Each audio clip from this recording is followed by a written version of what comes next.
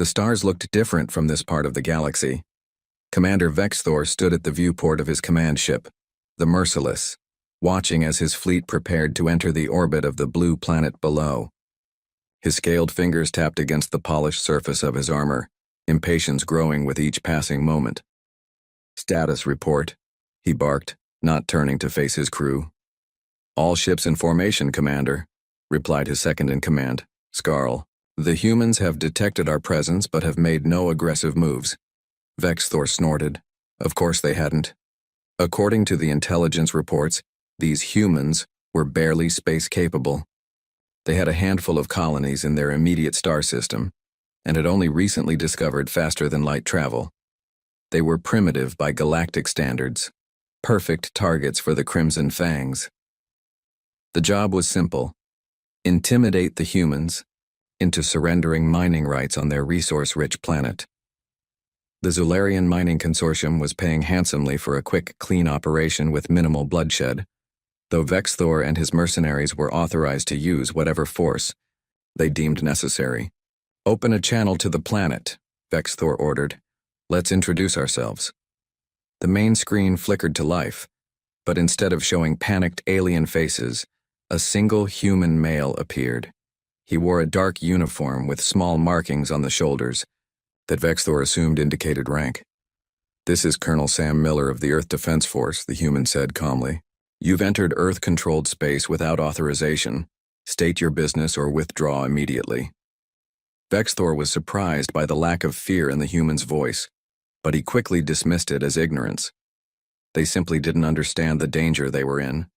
"I am Commander Vexthor of the Crimson Fangs," he replied, puffing out his chest to display the red symbol etched into his armor.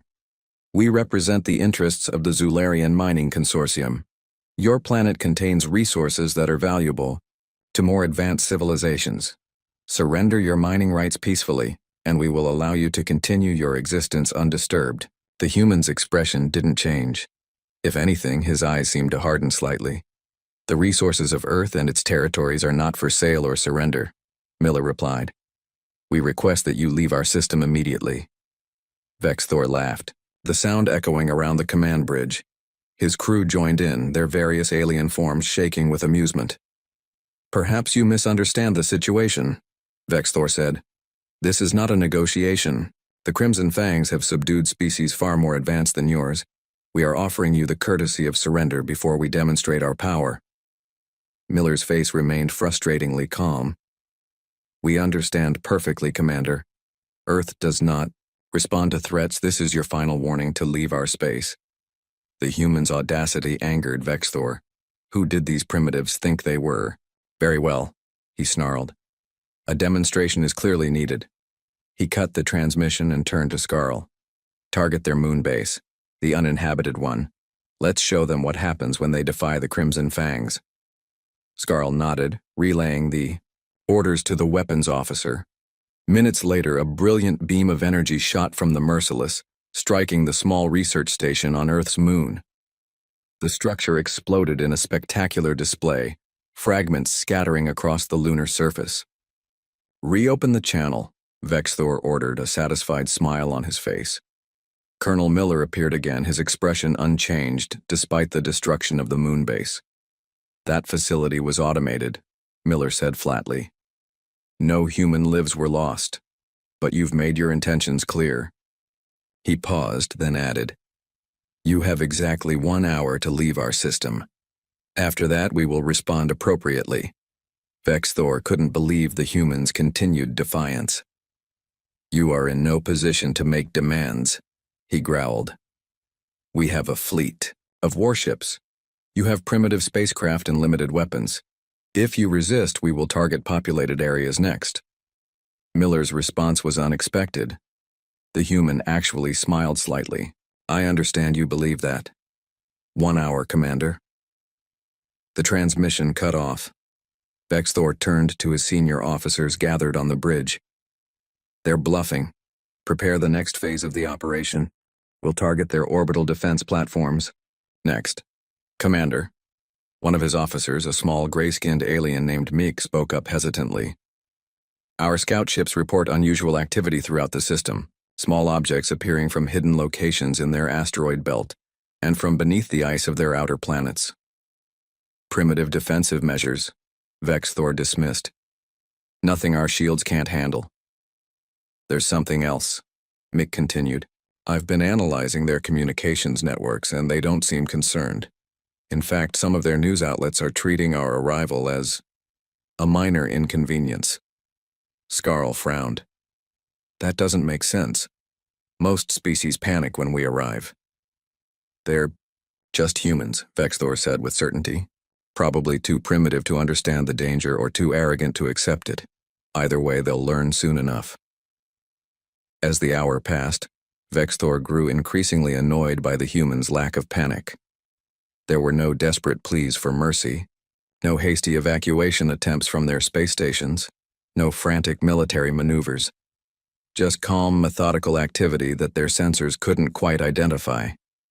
The deadline approaches, Commander, Skarl reported. Should we begin the next phase? Vexthor nodded. Target their main orbital defense station. Full power, make it spectacular. The weapons officer input the commands, then looked up in confusion. Commander, the targeting system is having difficulty locking on. What do you mean? It's a massive station. Something is interfering with our sensors, and I'm detecting thousands of small objects moving throughout the system, but they keep disappearing from our scans. Vexthor was about to respond when a chill ran down his spine. Something felt wrong. The humans were too calm, too prepared. It was almost as if... Incoming transmission from the planet, called the communications officer.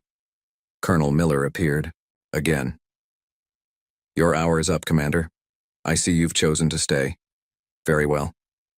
For the first time, Vexthor felt a flicker of unease. Your primitive weapons can't harm our ships. If you surrender now, we might still be merciful. Miller shook his head slightly. You still don't understand what you're dealing with, do you? We're not primitive, Commander. We're just patient. As Miller spoke, alarms began blaring across the bridge. Multiple systems malfunctioning, Skarl reported, panic in his voice. Ships throughout the fleet reporting similar issues. Weapon systems powering down, shields fluctuating. Impossible, roared Vexthor. They can't have this level of technology. Miller watched calmly from the screen. They're just humans, he said, echoing Vexthor's earlier words. That's what everyone thinks, until they learn otherwise. The screen went dark as thousands of small objects suddenly appeared on their sensors, surrounding the mercenary fleet. In that moment, Vexthor realized his terrible mistake. The intelligence had been wrong. These weren't primitive beings at all, they were humans, and the Crimson Fangs were about to find out exactly what that meant. The bartender at the Cosmic Outpost wiped down the sticky counter with a cloth that had seen better days. Yorb used all four of his arms to clean, serve drinks, and manage payments at the same time. His Quatzian heritage made him perfect for bartending. Multitasking came naturally to his species. The bar sat on Nexus Station, a massive space hub where travelers from across the galaxy stopped to refuel, trade, and share stories. Today, like most days, the place was filled with mercenaries between jobs, traders looking for contracts, and the occasional drifter with nowhere else to go. In the darkest corner of the bar sat Craig, a veteran mercenary whose scarred face told stories of countless battles. His leathery skin was a patchwork of burns and cuts from decades of fighting. Most noticeable was his right arm, not flesh and blood, but a cybernetic replacement that hummed softly when he moved it. Craig's attention was fixed on the large screen above the bar. The news was showing a fleet of ships approaching a blue-green planet. Turn it up, Craig called to Jorb, his voice like gravel. The bartender flicked a switch, and the announcer's voice filled the room. Crimson Fang's mercenary group has entered the Sol system and appears to be engaging with the newly discovered species known as humans. Craig's drink slipped from his fingers, shattering on the floor. By the void, he whispered. Those idiots. Jorb made his way over, curious about the reaction. What's got you spooked? Aren't they just dealing with some new species? Craig's eyes darkened. New to the galactic community, yes, but there's a reason some of us call them Deathworlders. A few heads turned, conversations quieting as other mercenaries caught Craig's words. You've encountered humans before? Asked a young mercenary at a nearby table.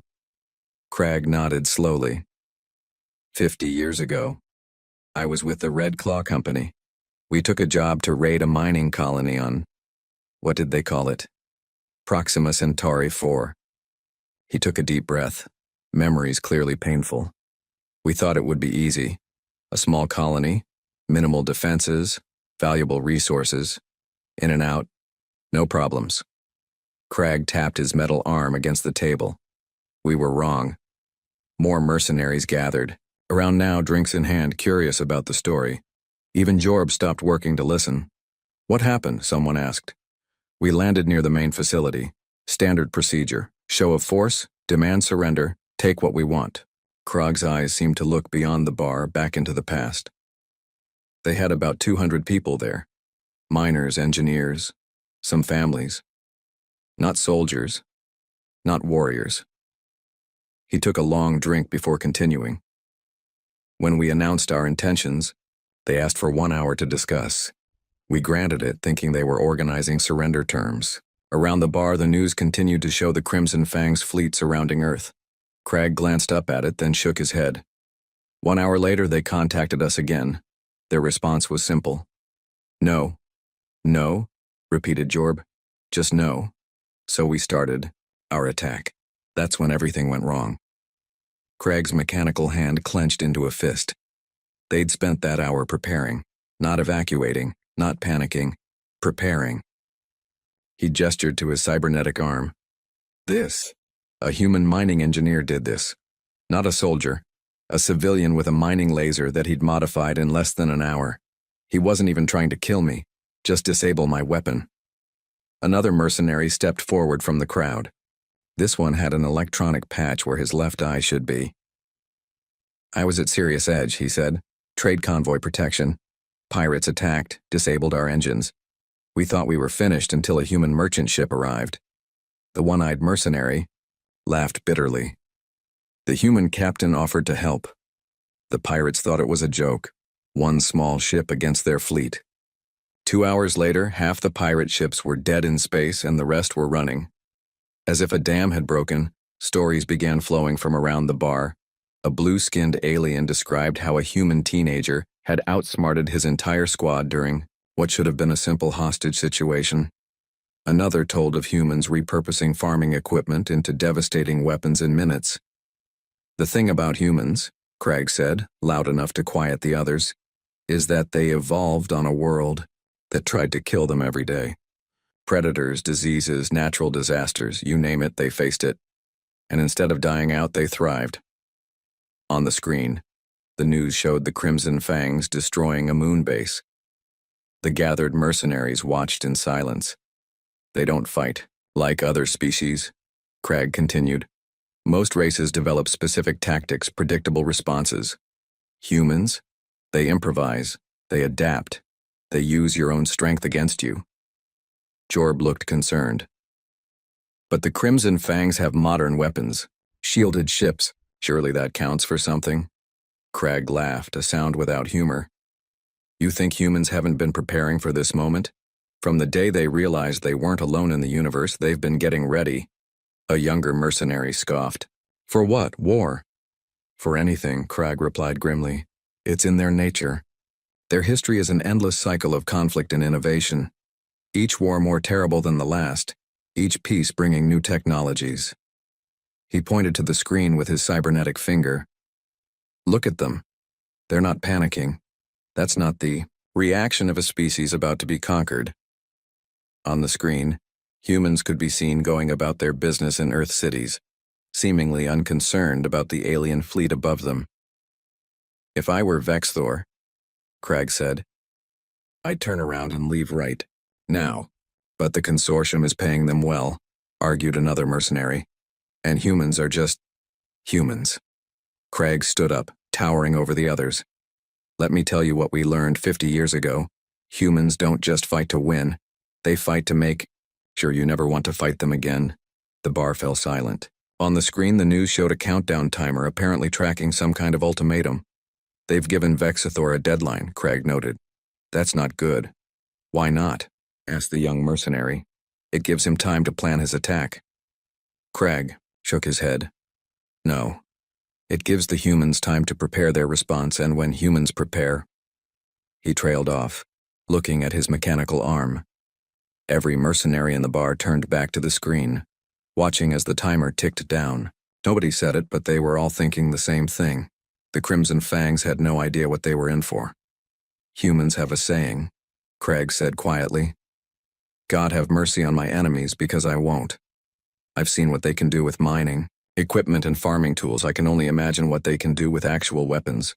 The timer on the screen reached 0. And now, Craig whispered, we're about to find out. Colonel Sam Miller walked briskly through the underground hallways of the Earth Defense Command Center.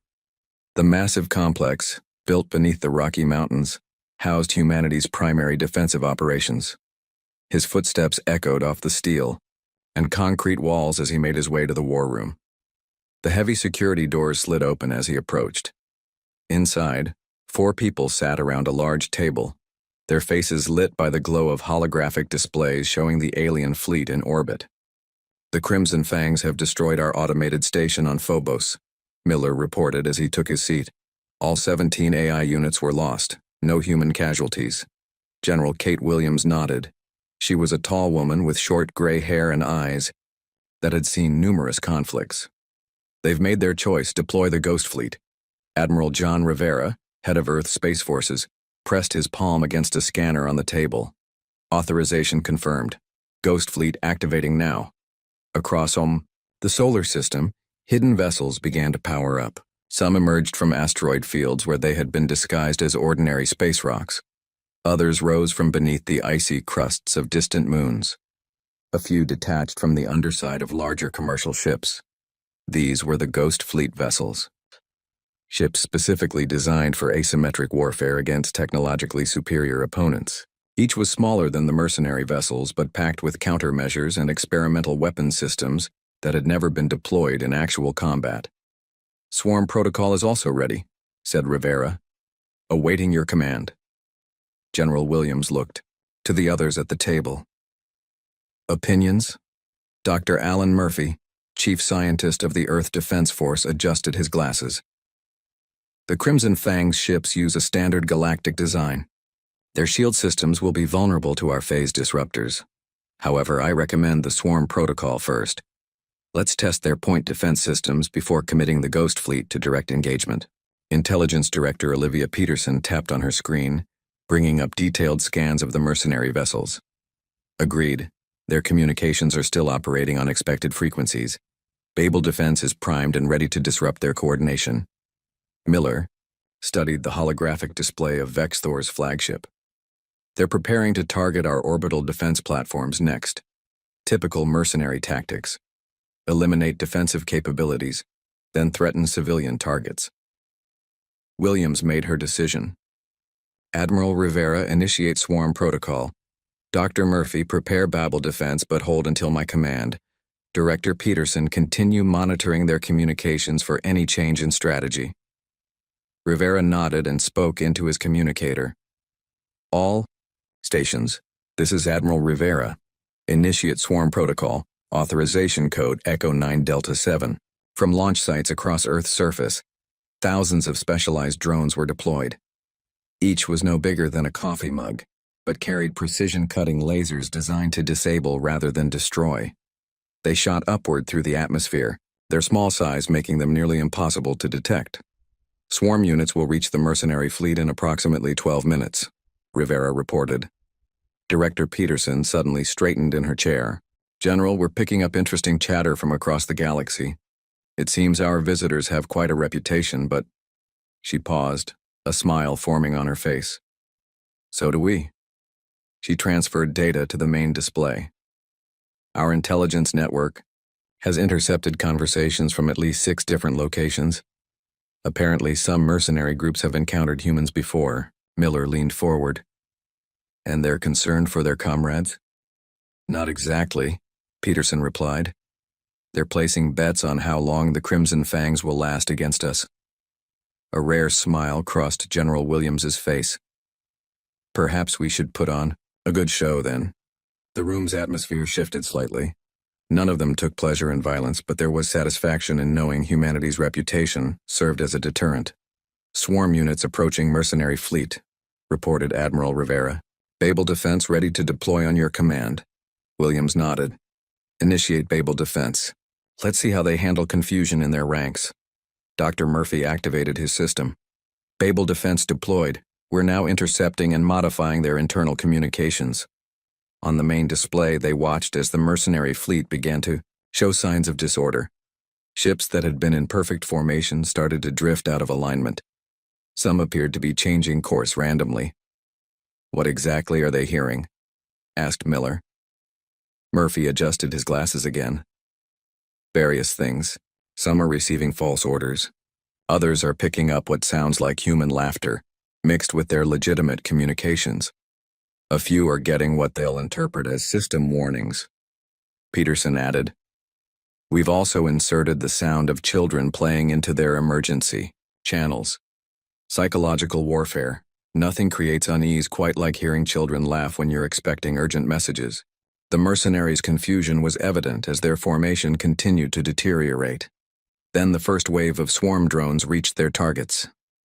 Swarm units engaging, Rivera announced. Ghost fleet in position and awaiting orders.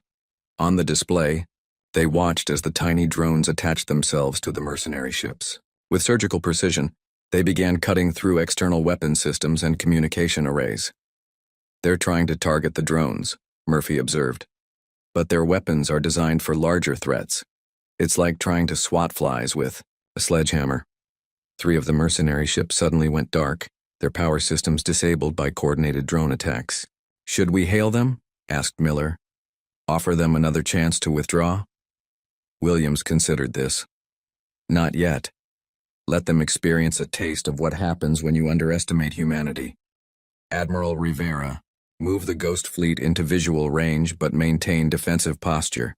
The previously hidden human ships decloaked, surrounding the mercenary fleet in a perfect containment formation. Though smaller than the alien vessels, there were many more of them, and they moved with uncanny coordination. The mercenaries are attempting to regroup, reported Rivera. Their flagship is trying to coordinate a response, but Babel defense is keeping them disorganized. General, Miller said quietly, we should remember our objective. We want them to leave and spread the word, not fight to the death. Williams nodded. You're right, Colonel. Prepare a transmission to their commander. Let's see if they're ready. To reconsider their options. As Miller drafted the message, the others continued to monitor the situation. The mercenary fleet, which had arrived with such confidence, was now in disarray. Their superior technology was proving useless against humanity's unconventional tactics. Message ready, Miller announced. Send it, ordered Williams. Miller opened the channel to Vex Thor's flagship. This is your only warning, he stated calmly. Surrender now, or we will be forced to demonstrate what happens when you mistake human restraint for weakness. To emphasize the point, Williams gave a subtle nod to Rivera, who relayed an order to one of the Ghost Fleet vessels. It fired a single shot, a precision strike that disabled the main engine of Vex Thor's flagship without causing a catastrophic failure. The human leaders watched the display, waiting for the mercenaries' response. The next few moments would determine whether this would end with surrender or with a demonstration of humanity's full capabilities. On the display, Vex Thor's ship hung motionless in space, surrounded by human vessels and swarmed by drones, its main engine dark and silent. Commander Vex Thor gripped the edge of the command console as his flagship shuddered. Red warning lights flashed across the bridge, and the main view screen flickered between static and images of the human ships surrounding them. Status report, he roared, struggling to maintain his composure in front of his crew. His second-in-command, Skarl, looked up from a terminal with fear in his reptilian eyes. Commander, main engines are offline. Weapon systems at 30% capacity. Shields, fluctuating between 40 and 60%. How? Vex Thor demanded. How are they doing this? They're supposed to be primitive. Skarl shook his head. Unknown, Commander, but I'm detecting thousands of small objects attached to our hull and throughout the fleet, too small for our automated defenses to target efficiently. On a secondary screen, Vexthor could see the tiny drones cutting through weapon mounts and communication arrays with surgical precision. They weren't trying to breach the hull or life support systems, just systematically disabling the mercenaries' ability to fight back. And those ships, Vexthor muttered, staring at the human vessels that had appeared from nowhere. Where did they come from? Our scans showed nothing like this in the system. The communications officer, a blue-skinned alien named Ziv, turned from her station. Commander, we're receiving strange transmissions on all channels. Some appear to be false orders. Others are disturbing sounds. Block them, Vexthor ordered. I've tried, Ziv replied. But every time I close one channel, they appear on another. And now crew members are reporting hearing voices through the internal communication system, even when it's supposedly deactivated. Around the bridge, the command crew looked increasingly nervous. The Crimson Fangs had faced many opponents across the galaxy, but never anything like this. Another tremor ran through the ship as more systems went offline. The lighting dimmed as power was redirected to essential functions. We still have weapons, Vexthor growled. Target their main vessel and fire everything we have. The weapons officer tried to comply but shook his head. Targeting systems are malfunctioning. I can't get a lock on any of their ships. It's as if they're not really there. That's impossible. Vexthor slammed his fist on the console. A new voice filled the bridge, calm, human, and worryingly confident. This is Colonel Sam Miller of the Earth Defense Force. This is your only warning. Surrender now, or we will be forced to demonstrate what happens when you mistake human restraint for weakness. Before Vexthor could respond, a precise energy beam struck his ship. The entire vessel shuddered and more systems went dark. Main engines completely disabled, Skarl reported, his voice trembling. That was a targeted strike. They could have destroyed us, but they deliberately hit only the engine core. Vexthor stared at the view screen in disbelief. The humans weren't just fighting back. They were toying with him. His mighty fleet, veterans of 100 campaigns, was being systematically disabled by creatures that barely registered on the galactic scale. Commander, Ziv said quietly, we're receiving reports from across the fleet. 3 ships have lost all power. 5 more report critical systems failures. The rest are experiencing similar issues to us. Weapons disabled, engines compromised. And casualties? Vexthor asked, dreading the answer. That's the strange part, Ziv replied. Minimal. The humans seem to be deliberately avoiding lethal strikes. They're disabling our ships, not destroying them. A cold realization washed over Vexthor. This wasn't a battle, it was a message. The humans could have destroyed them at any time, but they were choosing not to. They wanted the mercenaries alive. We need to retreat, Skarl suggested, voicing what everyone was thinking. Vexthor's pride rebelled at the thought, but he knew his second-in-command was right. They were outmatched in ways he couldn't even understand. Prepare emergency power for a jump to, he began, but Skarl cut him off. FTL drives are offline on all ships, the reptilian officer reported grimly. We can't escape. The human's voice returned to their communication system. Commander Vexthor, your ships are disabled. Your weapons are ineffective. You have 2 options. Surrender and leave our system once repairs are permitted, or continue this pointless resistance and face the consequences. For the first time in his long career, Vexthor felt true fear. Not just of defeat, but of something worse. Humiliation. The humans weren't going to kill him. They were going to let him live with the knowledge that he had completely misjudged them. Commander, Ziv said, breaking into his thoughts. I'm picking up transmissions from across the galaxy. News of our situation is spreading rapidly. Of course it was. The mighty Crimson Fangs, defeated not in glorious battle but systematically disabled like troublesome children. Their reputation would be destroyed. Commander Vexithor, Miller's voice came again. We are waiting for your response. Vexithor looked around the bridge at his crew. They were all watching him, waiting for his decision. Pride demanded resistance, but logic and survival demanded surrender. Open a channel, he finally ordered. Ziv complied, and Vexthor straightened his posture as much as possible. This is Commander Vexthor. We accept your terms of surrender. The words tasted like poison in his mouth, but he forced them out. Miller's face appeared on the view screen, calm and professional.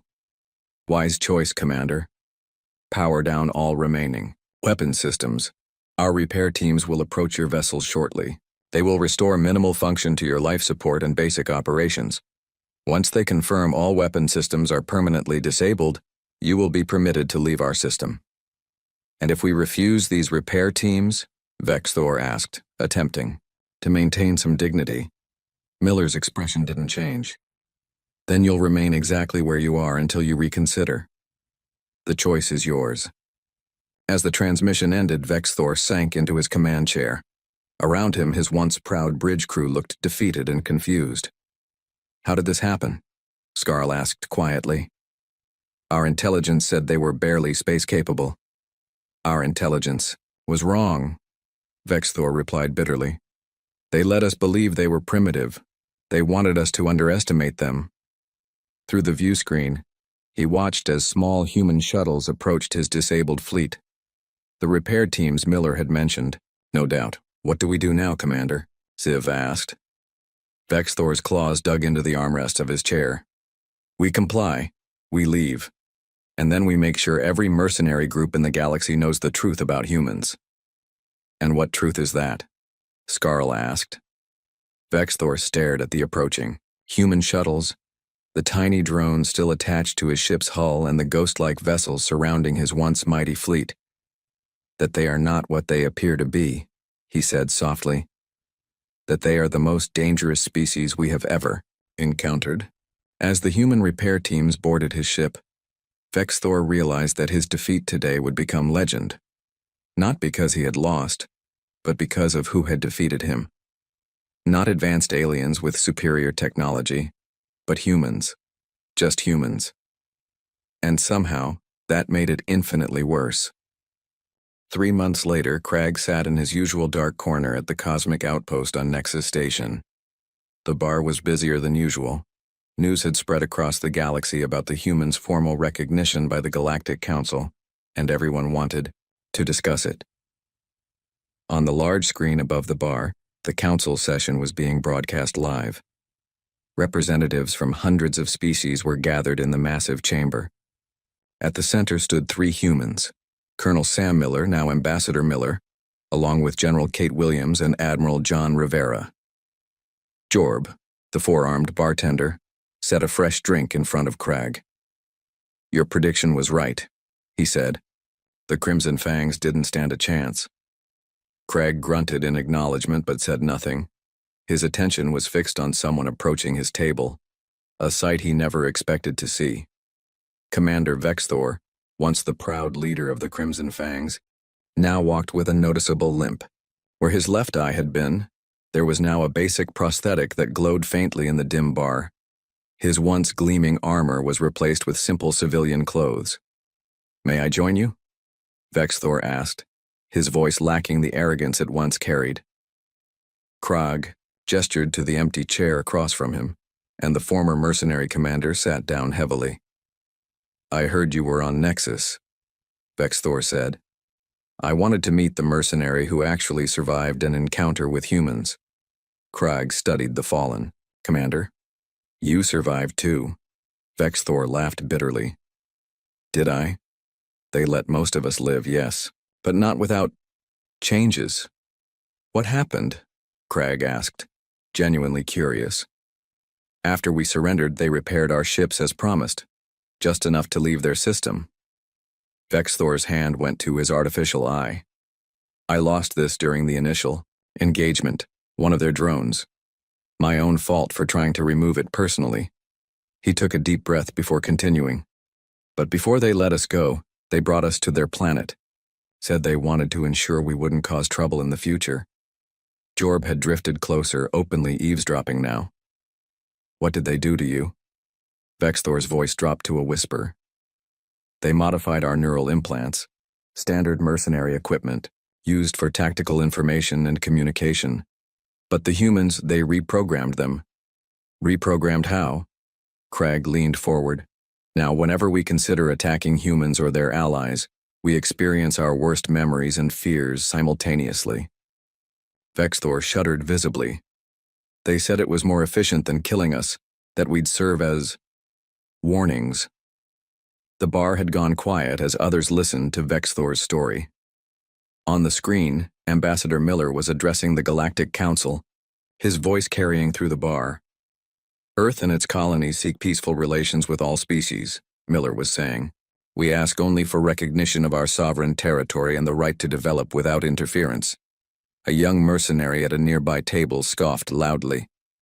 They don't look so tough to me. In an instant, both Crag and Vexthor were on their feet. Krog grabbed the young mercenary by his throat with his cybernetic arm, while Vexthor seized him by the shoulder. Listen carefully, Crag hissed.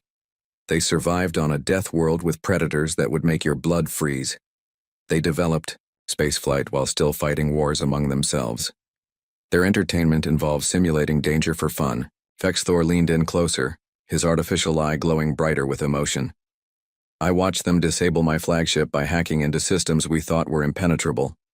I saw them predict our tactics before we executed them. But they're just humans, the young mercenary choked out. Yes, Vexthor replied, releasing his grip. Just humans. Remember that when you're considering your next job. If it involves Earth or its colonies, walk away. Crag let go as well, and the young mercenary slumped back into his seat, rubbing his throat.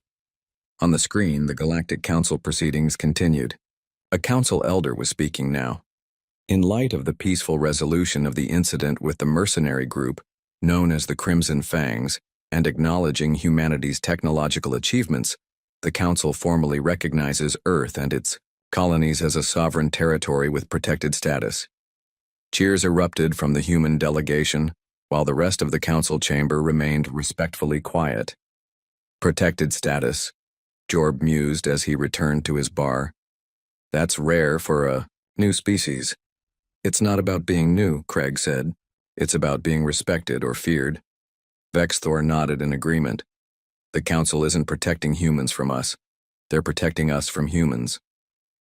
As if to emphasize his point, the broadcast showed a close-up of the human delegation.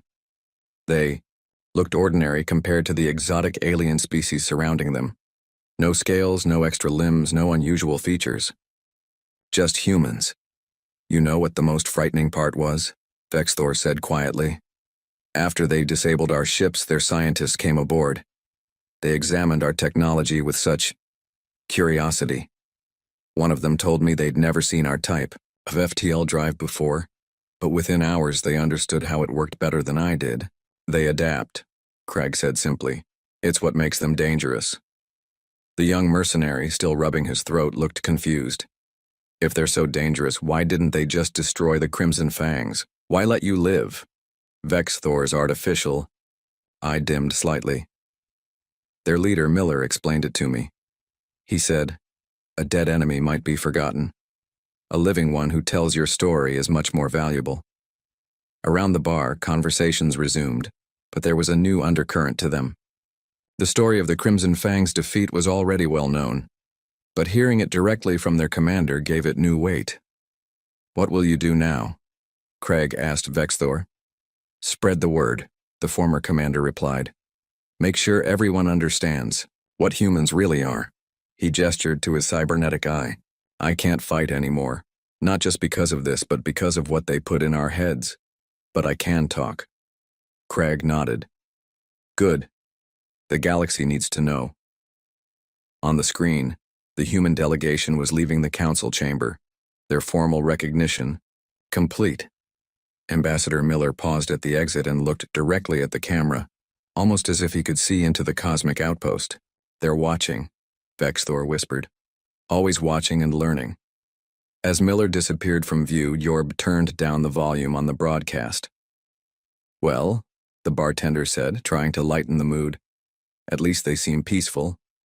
As long as you don't attack them first." "For now," Crag agreed. "But remember, they evolved from predators, not prey. They're patient, they can wait." Vexthor raised his drink in a grim toast. "To humanity. May they never decide we're worth conquering." Across the galaxy, the legend spread. Humans might look unassuming, but provoke them at your own peril. They were not just another species, they were humanity, and underestimating them was the last mistake many would ever make.